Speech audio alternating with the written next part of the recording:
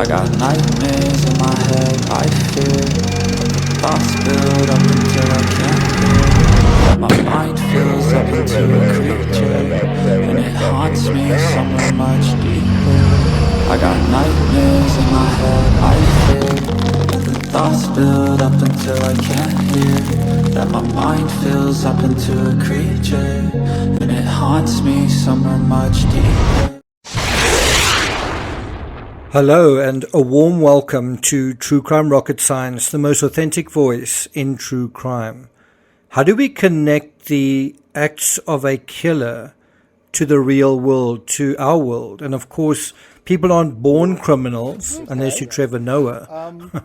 But seriously, how does someone emerge from the real world, the world that you and I live in, the world that you and I know, and for some other reason they respond to it differently? Why is that? Now, first of all, I must apologize. I've actually had this image since around Wednesday this week, quite a few days. Part of me was concerned that it might be a fake image, possibly even an artificial intelligence or AI rendered image. I also thought that if it was, fake crime would probably start circulating it. Since that hasn't happened, I've started assuming it may be genuine after all. And so today, for the first time in a couple of days, I've taken an interest in it and taken a closer look at it. And I want to encourage you to do the same thing. So how do we assess this image? How do we decide whether it's true or not? Well, besides looking at the figure at the center, and it certainly does look like Heuermann, and if you look at the sort of monitor on his lap, it looks like this kind of thing an architect would be doing. We also need to make sure, in another sense, when was the photo taken? Well, it's dated March 9, 2015, and it appears to have been taken by someone on the LIRR train, the Long Island Railroad train. I've actually been on that train myself, so I mean I can confirm what it looks like from my own photos. It does also look like it was taken at night, perhaps on the way back to Massapequa. The likely beer can wrapped in brown paper also suggests the image was taken at night, and also gives you a little bit of an insight into how Heuermann unwound after work, and also that he felt that he needed to. A big indicator that the image is genuine is also the shape of the window behind him, including the rubberized cushion that sort of curves up over his shoulder, and then also the reflection of a bag carrier, the shape of that in the window. In this image taken by officers on the same train, on the same LIRR train, they were doing surveillance of Heuermann's daughter Victoria. We see similar idiosyncrasies in terms of this train. I can also say, as I said, from personal experience, taking the Long Island Rail from Manhattan to Massapequa and then back as well, that the color of the seats, the style of the carriage that we see in these images is authentic. So do you agree that the photo is the real thing? Okay, so once we do agree on that, what inferences do we draw from it? Before we get to that, if you haven't subscribed to the channel, please do. Bear in mind, I won't be doing a live stream tomorrow because tomorrow's a holiday in terms of the Doulos trial, but I will be providing some more detail on the Doulos trial in a video, so look out for that on Monday. If you're enjoying this analysis, if you find it worthwhile, important, necessary, significant, if it resonates with you, please like, share, leave a comment. You can also hit the thanks button, and let's get started. So if you want to know the source of this particular photo, I'll put a link to it in the description. It's from a Reddit post, and it's really important that you read the full context to that, because context is king. And I think we get a fascinating insight into the real world, into the real environment of the potential prime suspect in the Long Island serial killer case. And not only, it's not just a peek into his everyday life, but it's a peek into his everyday potential psychology. And amazingly enough, we get an authentic glimpse into that through the way the photographer viewed the architect sitting beside him on the train. And why do you think the person took a photo of Heuermann? Do you think it's because he admired him? Do Do you think it's because he liked him? Do you think it's because he thought he was a nice guy? Or do you think it was something a little less kind? Do you think it was because he was mocking him? Do you think it was because he was laughing at him? Do you think it was because he wanted to share with his friends something that he could take pleasure out of at Heuermann's expense, which is another word for sadism, to take sadistic pleasure out of humiliating someone right next to him? So what are we talking about? Well, either unknowingly or knowingly, Heuermann was being fat-shamed on his way home from work by a passenger sitting right beside him. Now, I think it's quite interesting, if it is unknowing, right, then that's one thing. But what if Heuermann knew what was going on? And what if he was used to this sort of thing going on right next to him?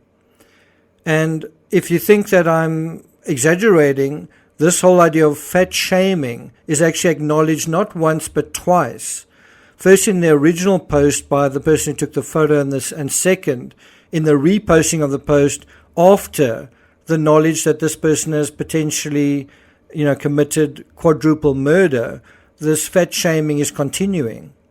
You kind of get the sense of, well, you didn't learn a lesson the first time, that this kind of thing may not make your fellow man a model citizen, this kind of treatment of your fellow man.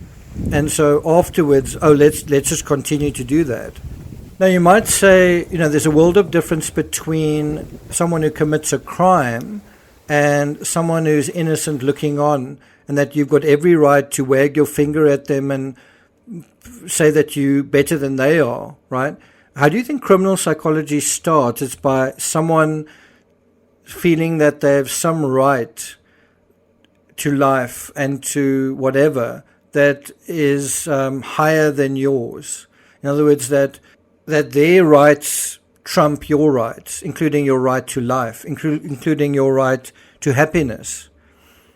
And so this is an excellent example of how society plays a role in creating some of the criminals in our midst. Perhaps Heuermann wasn't aware of someone next to him secretly taking his picture and perhaps chortling with sadistic amusement to his friends. And I do think it's important to highlight that the people around him are actually to some extent sadistic. And you might say, no, that's harmless sadism. Really? Harmless sadism. So you want to do that around someone. You want to be sadistic around a serial killer. I do wonder if this person knew he was sitting next to a serial killer. Let's just say, for argument's sake, someone said, by the way, here's a file on this guy. Do you think he would do the same thing? Do you think he would put up a picture in the same way? But the other side is, perhaps Heuermann was aware, and perhaps it had happened to him quite often. Perhaps he'd been in that situation quite often with kids on the train next to him, trying to find ways to entertain each other. And you can imagine every time that it did happen, it reminded him of being picked on at school. So it's not just that incident in isolation where you say, so what if someone, had some fun? So what, just once? But you're not living in the shoes of that person who has been made fun of perhaps his entire life. I mean, in fact, he was referred to in some witness statements as an ogre. So the cumulative effect of this humiliation is real. Being ridiculed and laughed at in a public setting, that's totally different if it's one-on-one in a room. But in a public setting, it's a kind of public shaming. It's a kind of public flogging. And what is the crime that you've committed? Being born, looking a certain way. The random jackpot of genetics. And so what this is a kind of social execution of a person. In the same way that you see that in Lord of the Flies. And thus, on some days, perhaps worse than others, it can be like living a social death if you, that person, that is the recipient of the social flogging. Clearly, the photographer in this case is scornful, contemptuous, and not a little cruel. And so how all of that lead to criminal psychology? You might say, no, it doesn't. But what if it's it's criminal psychology that develops not as a result of one cut, but 1,000 cuts, 1,000 little cuts over time. And we can also say this sort of thing probably happens all the time, with folks quietly laughing at people they consider ugly or overweight or less cool than themselves. The flip side of all this is, of course, the reservoir of pain this pours into. After overhearing enough sniggers or perhaps being insulted directly, did Heuermann ever feel he wanted some payback? Or did he feel emasculated by young men around him laughing at him as they had done at school? But did he feel like, I've had enough of this and I want some revenge? I'm tired of feeling powerless and helpless. I want to feel strong. And so I think it would be strange if he didn't feel feelings of anger and resentment, don't you? I do think when men undermine men in terms of their appearance, it is in a sense a sexual taunt, in the same way when women do that, when women do it to fellow women. And I think it's similar to what lions sometimes do. They're basically establishing a kind of pecking order. They're establishing dominance. It's me at the expense of you. They're establishing a status quo. And of course, you down there, ha ha ha, I'm up here. One wonders, looking at Heuermann's home, the outside neglected, the inside cluttered, the fact that he was still living in his mother's house, and the fact that he was, and others saw him as a mama's boy, whether many of these taunts and arrows didn't actually hit their targets. And this is the result.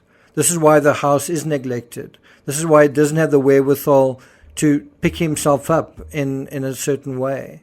If these taunts were meant to wound Heuermann, perhaps they did. Not his body, but his ego. Perhaps not his mind as much as his sense of himself as a man. And so if we go back to the crimes of the Long Island serial killer, what did he do? Well, apparently he lured young women to his home and killed them. But it wasn't just that. There's sexual sadism at work here as well. Torture is apparently a key part of his motive.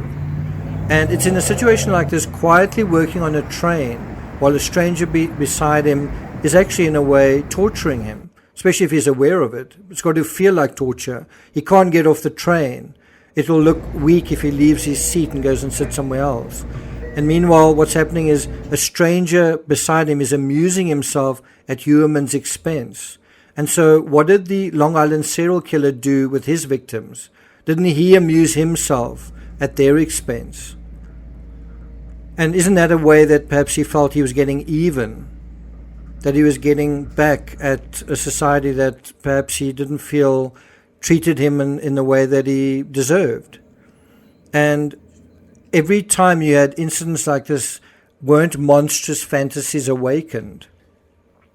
Weren't those monstrous fantasies that were perhaps there from high school fed? Now, I doubt whether the photographer feels any guilt or any sort of connection to what happened to the victims in this case. Do you think he should? Do you think members of our society are accountable for how they treat their fellow man, or are only criminals accountable for their crimes? Thank you for listening, and I'll see you guys next time. That's your only argument? It's the only argument I need, Sean!